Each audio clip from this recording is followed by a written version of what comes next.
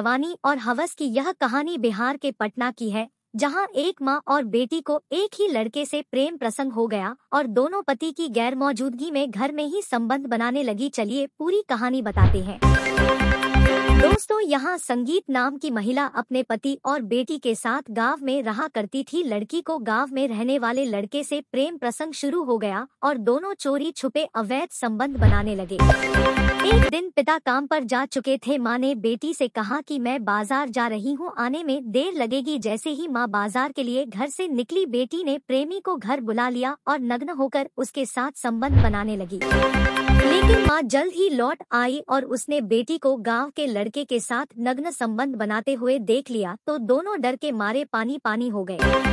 दोनों ने जल्दी जल्दी कपड़े पहने और माँ के सामने गिड़गिड़ाने लगे और कहने लगे कि आप किसी को बताना मत। माँ ने कहा कि ठीक है, लेकिन मेरी एक शर्त है, तभी मैं नहीं बताऊंगी। लड़का बोला, ठीक है, आप जो भी बोलोगी मैं करूँगा। महिला बोली, तू जो मेरी बेटी के साथ कर रहा था, अब तुझे मेरे साथ भी करना होगा। लड़का राजी हो गया और वह उसकी बेटी के सामने माँ से भी संबंध बनाने लगा।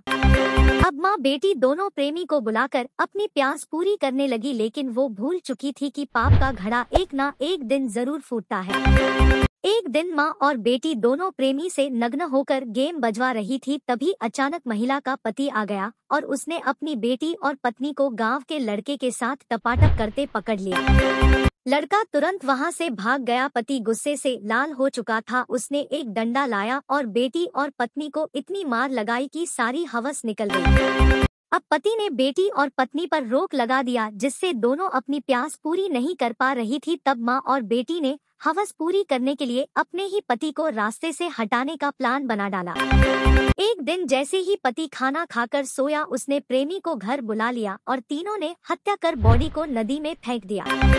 सुबह जब लोगों ने नदी में लाश को तैरते देखा तो पुलिस को इसकी जानकारी दी गई। पुलिस ने तहकीकात कर घरवालों को बुलाया। पहले तो माँ बेटी ने रोने धोने का नाटक खूब दिखाया, लेकिन पुलिस ने जब सख्ती दिखाई तब ये पूरी घटना सामने आई। पुलिस ने तीनों आरोपियों को जेल भेज दिया है।